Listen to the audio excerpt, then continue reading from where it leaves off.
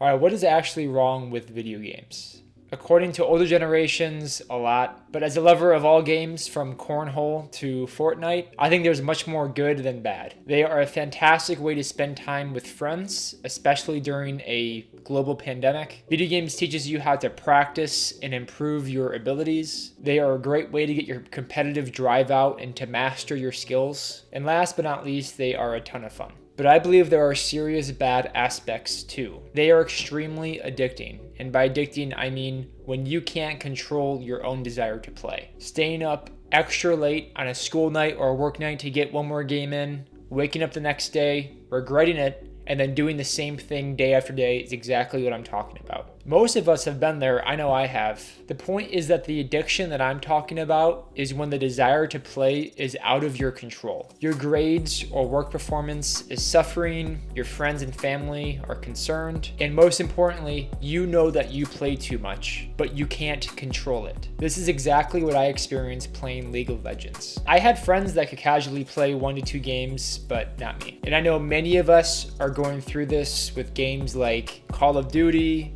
Fortnite, Candy Crush, Minecraft, Roblox, and more. The issue here isn't any of the games themselves, and I've always thought that it was my competitive drive, but it's not that either. The issue is what these game developers do to make money. That's why there isn't a sports disorder like there is a video game disorder. Basketball doesn't have advanced psychological technology specifically designed to keep you playing. It's just a rubber inanimate ball. People love basketball and soccer and football for the same reasons that you love video games. We have an amazing innate desire to improve our skills, to compete and test our abilities, and to have fun with friends. What's different with video games is that they have specific coding designed in the game to keep you going back. I'll go through a few examples. There's a psychological phenomenon called endowed progress effect. It's the idea that if you provide some artificial advancement towards a goal, a person will be more motivated to complete that goal. So game developers make the first few levels very easy to pass.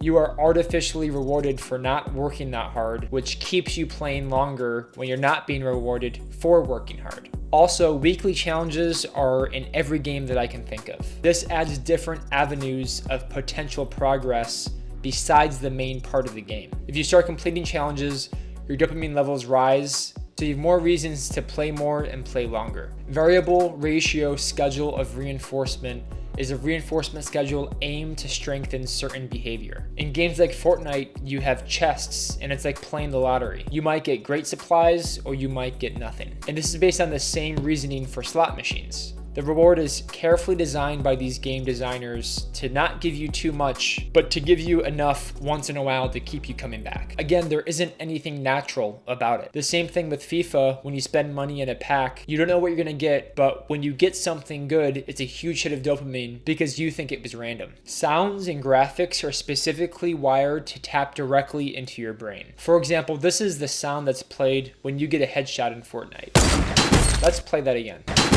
Yes, that is an actual money sound. Female characters are usually attractive, and when you want to buy something from these game shops, they convert money into their point system. So instead of buying a skin for $10, you buy it with points or V-Bucks or RP. So when you log off after playing for a few hours, do you feel a sense of quiet sadness or anxiety, or is there any kind of adjustment going from the video game to real life? Well, there's a reason for that. Your inner brain, or your reptilian brain, which is in charge of subconscious bodily functions, was just in a world where you severely leveled up your abilities, you've completed multiple difficult tasks, you won a few different lotteries, and you are in an environment where you can sexually reproduce. But the smart part of your brain, your prefrontal cortex, which is in charge of complex behaviors like your personality, critical thinking, and self-control, understands that those goals were artificial. You don't really care about achieving a new world. And even though it was fun, your real problems and life goals still exist and were just forgotten about for the last 3 hours. Alright, quick disclaimer. I'm not addressing the competitive gamer whose real world goals are to get better at the game. I'm talking about the casual player who definitely takes the game seriously, but aren't grinding to win the next world championship. So, if you like video games because of its competitiveness, the self-improvement, the fun,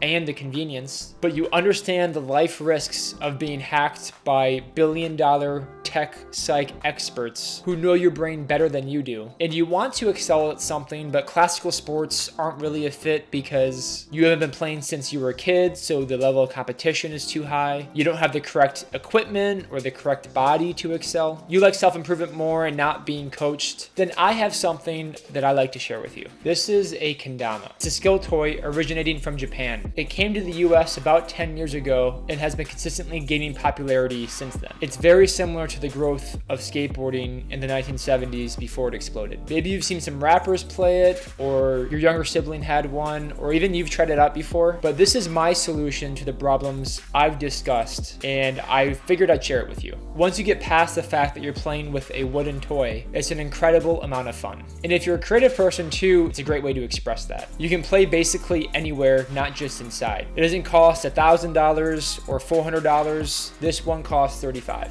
It has an incredible friendly community surrounding it with established events, competitions, and jams all over the world. And most importantly, there are no wires, no batteries, no chargers, no software updates, no psychological addictive coding built into it. It plays just as much as you love playing. Back to the endowed progress effect. Why video game developers make the first few levels really easy, why there are so many additional weekly challenges in every game. With Kendama, there isn't artificial technology to make landing your first lighthouse any easier. It's just naturally difficult as it should be. In fact, there isn't any third party hacking your desire to play or desire to have fun, like there unfortunately is in video games. It all comes from your biological processes for self-development, progress, and creativity. And on the variable ratio scheduled for reinforcement, which again is additional separate coding built into the game to keep you playing more even if you don't want to. With Kendama, you reward yourself based on the amount of practice that you put in. That's why landing a Kendama trick feels so much more meaningful. Sure, you have a lucky spike here and there, but that's 100% natural luck. There isn't someone behind the game creating algorithms to reward you with artificial luck to keep you playing. And finally, regarding specifically designed sounds and graphics to get players artificially interested. These designs are painted, and this wood comes from a maple tree. So instead of hearing the fake money sound when hitting a headshot, you hear a natural, satisfying snap when you land a trick.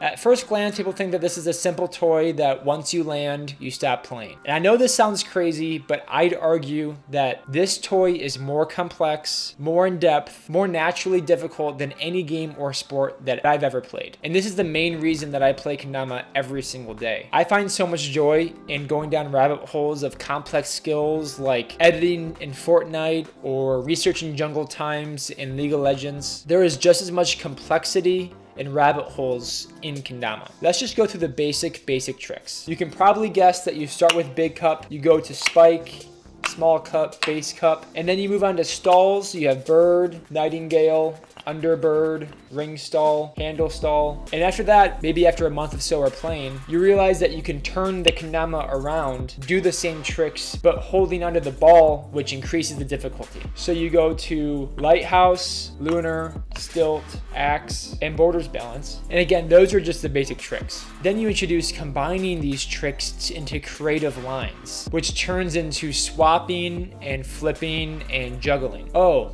and the string.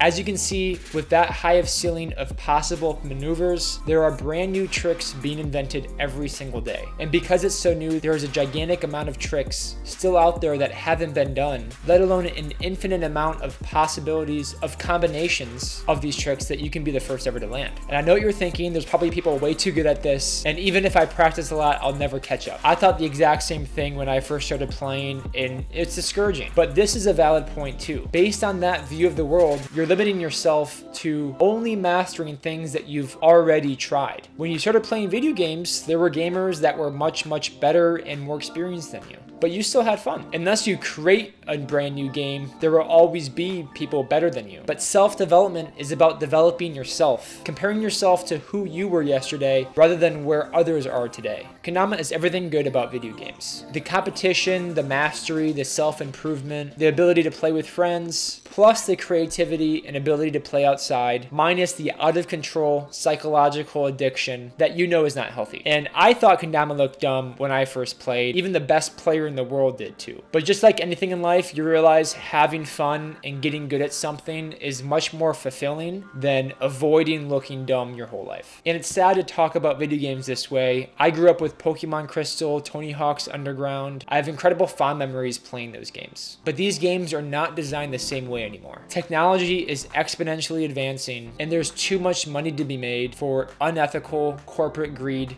to stay out of it and not take advantage of their customers. So I figured that I'd share my solution, being a competitive, creative lover of games that works so wonderfully for me and my friends. So thanks so much for watching. I really appreciate you hearing me out and letting me share. If you have some interest in Kendama after watching this, check out lotuskendamas.com or this YouTube channel for more information.